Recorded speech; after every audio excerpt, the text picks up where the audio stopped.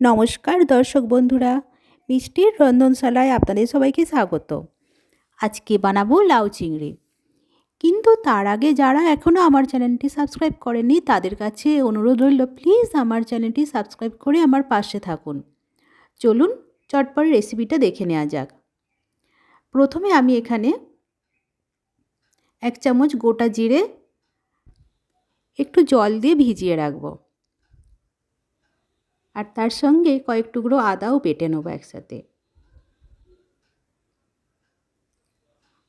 আদা আর জিরে বাটা হয়ে গেছে, এটা আমি 10 মিনিট মতন ভিজিয়ে রেখেছিলাম। এবার এর সাথে 1/2 চামচ হলুদ গুঁড়ো আর 1/2 চামচ কাশ্মীরি লঙ্কা গুঁড়ো একটু সামান্য জল দিয়ে মশলাটা রেডি করে রাখবো। আমি আর এই রান্নাতে অন্য কোনো রকম মশলা ইউজ করব না। গরমের দিনে এইভাবে একবার অন্তত লাউ চিংড়ি বানিয়ে খাবেন, খুবই ভালো লাগবে, পেটটাও ঠান্ডা থাকবে আর শরীরও ভালো থাকবে। আর এখানে আমি একটা মিডিয়াম সাইজের লাউ ঝিরি করে কেটে নিয়েছি, আর 300 গ্রাম মতন চিংড়ি মাছ আছে, তাতে আমি ভালো করে ধুয়ে নিয়ে লবণ আর হলুদ মাখিয়ে নিয়েছি। এবার কড়াতে সরষের তেল দিয়ে দিয়েছি। তেলটা গরম হলে কড়াতে একটু নাড়াচাড়া করে নিয়ে চিংড়ি মাছগুলো হালকা করে ভেজে নেব। চিংড়ি মাছ খুব বেশি ভাজা যায় না, তাই একটু হালকা নাড়াচাড়া করে নিয়ে আমি মাছগুলো তুলে নেব।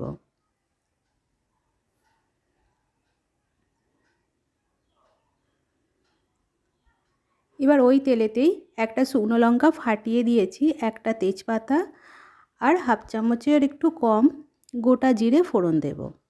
মশলাটা একটু নাড়াচাড়া করে নেব। একটা সুন্দর গন্ধ বেরোলে যে মশলার পেস্টটা রেডি করে রেখেছিলাম সেটা এর মধ্যে দিয়ে দেব। দিয়ে একটু হালকা নাড়াচাড়া করে নিয়ে এর মধ্যে আমি 1/2 চামচ চিনি দিয়ে দেব, নাহলে আদাটা আছে, আদাটা তেতো হয়ে যাবে মশলাটা কষাতে কষাতে। তাই চিনিটা দিয়ে আমি মশলাটা খুব ভালো করে কষাবো।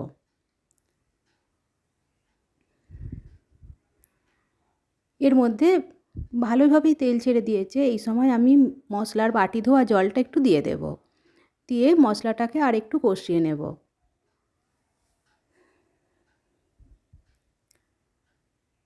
মশলা কষানো হয়ে গেছে। এবার আমি এর মধ্যে যে লাউটা কেটে রেখেছিলাম সেটা অল্প অল্প পরিমাণে দেব, একবারে পুরোটা দেব না।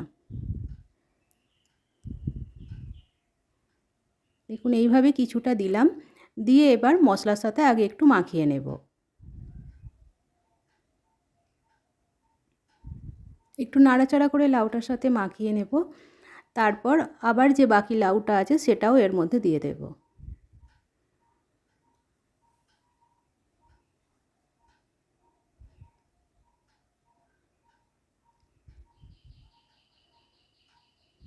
এইভাবে একবারে লাউটা দিলে নাড়াচাড়া করারও অসুবিধে, আর মশলাটা ঠিক করে মেশানো যায় না। পুরো লাউটা দিয়ে দিয়েছি। এবার আমি আস্তে আস্তে নাড়াচাড়া করে নেব। নাড়াচাড়া করে নিয়েছি, তারপর আমি একটু চাপা দিয়ে মিনিট 2 অপেক্ষা করব।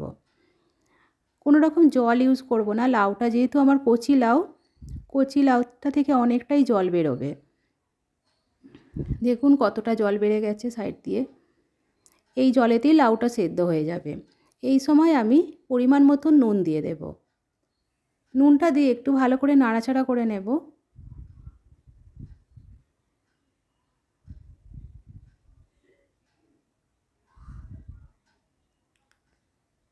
তারপর আমি এর মধ্যে ভেজে রাখা চিংড়ি মাছগুলো দিয়ে দেব। চিংড়ি মাছটা দিয়ে একটু নাড়াচাড়া করে নেব। এই সময় চিংড়ি মাছটা দিয়ে দিলে লাউয়ের ভেতরে চিংড়ি মাছের যে ফ্লেভারটা সেটাও ঢুকে যাবে, আর খেতেও খুবই ভালো হবে। তারপর 3টে চেরা কাঁচা লঙ্কা আমি এর মধ্যে দিয়ে দিলাম, দিয়ে একটু নাড়াচাড়া করে ঢাকা দিয়ে আমি কিছুক্ষণ রান্না করব।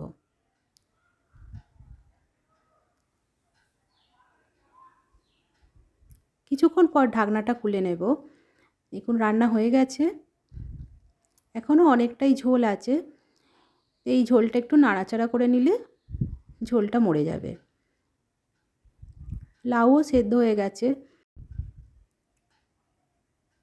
এবার আমি ওপর থেকে সামান্য পরিমাণে গরম মশলা গুঁড়ো ছড়িয়ে দেব, আর গ্যাসের ফ্লেমটা অফ করে আমি সামান্য ধনেপাতা কুচি ওপর থেকে ছড়িয়ে দিয়ে চাপা দিয়ে মিনিট 5 স্ট্যান্ডিং টাইমে রেখে দেব।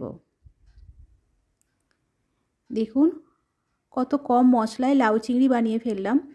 আর এটা গরমেতে খাওয়া খুবই ভালো। লাউ তো এমনিতে খুবই পেট ঠান্ডা করে আর শরীরও ঠান্ডা করে।